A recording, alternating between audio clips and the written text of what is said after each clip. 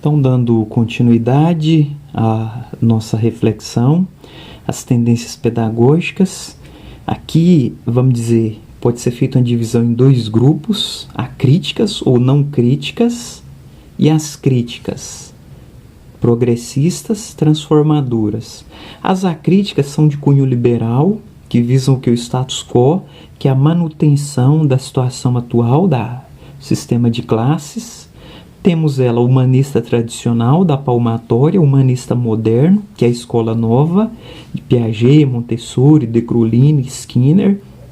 Estão todos no grupo de acríticas, e aí um desdobramento seria liberal, tradicional, escola nova, tecnicista. Aqui, progressivista ou progressiva. E a não diretiva, que são os dois desdobramentos da escola nova. E aqui nas críticas temos o que? As progressistas, libertadora de Paulo Freire, libertária de Celestin Freinet, Miguel Arroyo, Lobrouw e Vasquez, e a crítico social dos conteúdos ou histórico crítica de Libânio, Saviani, Lucchesi, Vygotsky, entram todos nesse grupo. Agora um detalhe que veremos aqui é as crítico-reprodutivistas. Essa corrente são alguns pensadores como Pierre Bourdieu, Louis Althusser, Jean-Claude Passeron, que fazem a leitura dessas correntes acríticas ou não críticas como que da escola atual que temos como um aparelho ideológico de dominação do Estado, que serve para quê? Para que o governo possa comandar e controlar a sociedade. Então, sem o uso da força, o que ele faz? Ele cria o modelo de escola para rico e o modelo de escola para pobre. A escola do rico vai formar a elite, a escola do pobre vai formar a classe trabalhadora. E aí você não usa de violência, porque senão a população se revolta contra o sistema. Então o que você faz? Você cria, e aí para acesso às universidades você cria o Enem, vestibulares, processos seletivos e diz, olha, todos têm a mesma oportunidade, todos são iguais, todos têm os mesmos direitos, o que na verdade seria uma enganação. A universidade ela não está disponível para todos, e a oportunidade e o acesso não é para todos, é para alguns privilegiados.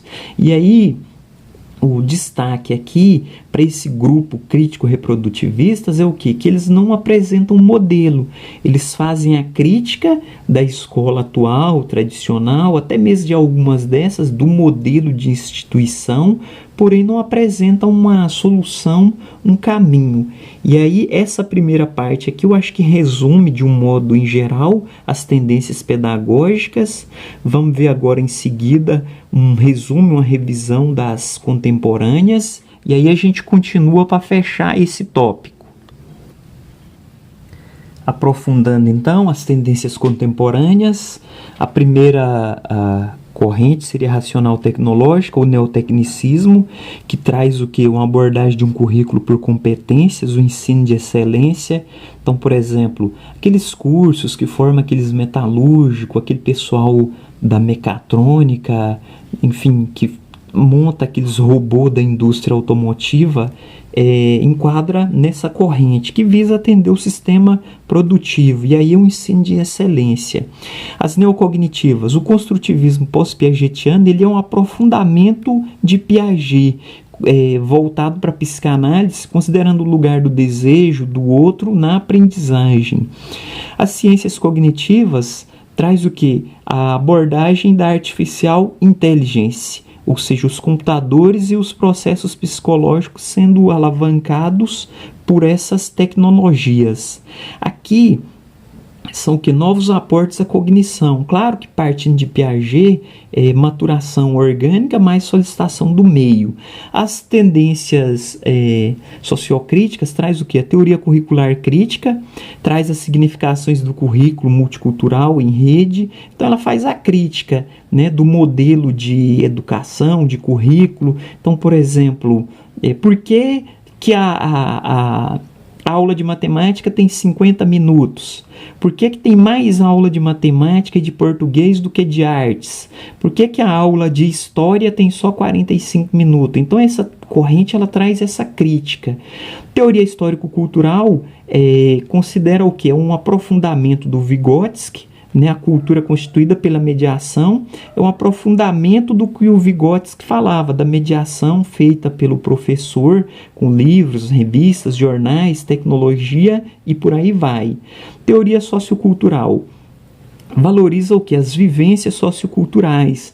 Então você está ensinando a criança a ler. Ela vai, além de ler, conhecer também a cultura, o ambiente, o que favorece o processo de aprendizagem. Então, com essa vivência sociocultural.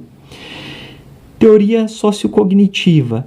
Solidariedade nas relações no ambiente, estimulando o cognitivismo.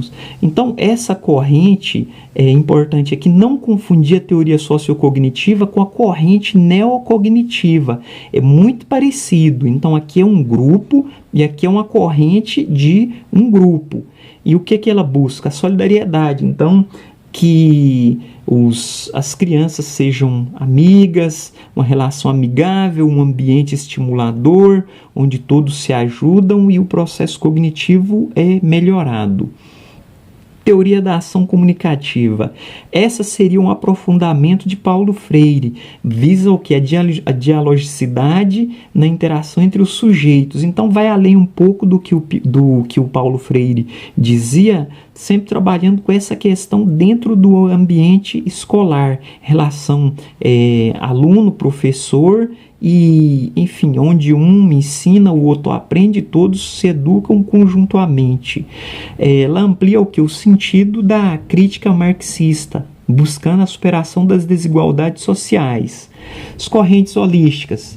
Teoria da complexidade. Nenhuma teoria é capaz sozinha de tudo. Então aqui, essa teoria de Edgar Morin, ele entende que você pode usar 3, 5, quantas forem necessárias, quanto mais, melhor. Teoria naturalista do conhecimento, leva em consideração que as emoções trabalham o que? Temas transversais, por exemplo, pluralidade, ética, meio ambiente, orientação sexual. Então, ela trabalha nessa vertente de que um tema atravessa várias disciplinas. Ecopedagogia. A ecopedagogia valoriza muito o que? A vida cotidiana, o global e o local. É a ideia de que você vai dar uma aula sobre o Cerrado. Vai ser feita uma visita ao museu, lá, o Memorial do Cerrado. Vai ser feita uma visita ao Jardim Botânico. E a partir desse contexto da vida cotidiana, a aplicabilidade é trabalhada na escola. Conhecimento em rede. Múltiplos conteúdos, múltiplas maneiras de ensinar. Os sujeitos aprendendo e ensinando em uma rede de aprendizagem, onde o professor ensina, o aluno ensina, o outro aluno aprende, e todos em rede desenvolvem o trabalho educativo. Holismo. Essa corrente, ela traz.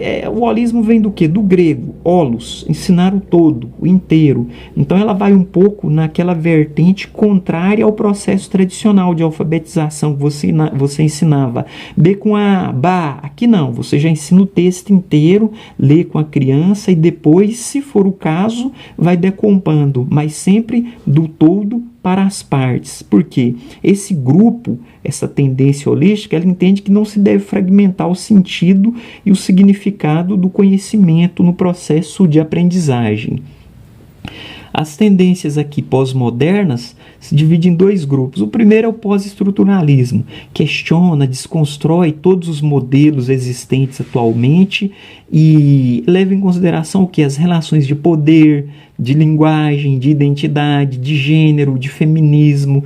Então, essa corrente, ela muito questiona, muito desconstrói, porém, ela também não apresenta uma proposta de trabalho para a sala de aula, para a relação professor-aluno. Ela segue essa linha de questionar e desconstruir o modelo existente. por que que as coisas são de tal forma, por que que as coisas não são de outra forma. Neopragmatismo busca o pragmatismo linguístico, então, ou seja, o diálogo, a situação concreta, compartilhamento do mundo prático e das experiências. Então aqui busca o quê? Tudo que vai ser feito precisa ser feito e ter uma aplicabilidade prática, para que o aluno aprenda o conhecimento e já faça aplicação. Essa corrente, esse grupo pós-moderno, busca o quê?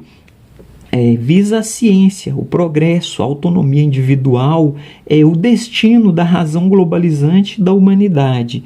Então, em linhas gerais, eu acho que isso aqui conclui o nosso estudo sobre as tendências pedagógicas e as correntes. Eu acho que por aqui já deu para a gente ter uma noção. Depois, quem quiser pode pesquisar, aprofundar e ir um pouco mais adiante.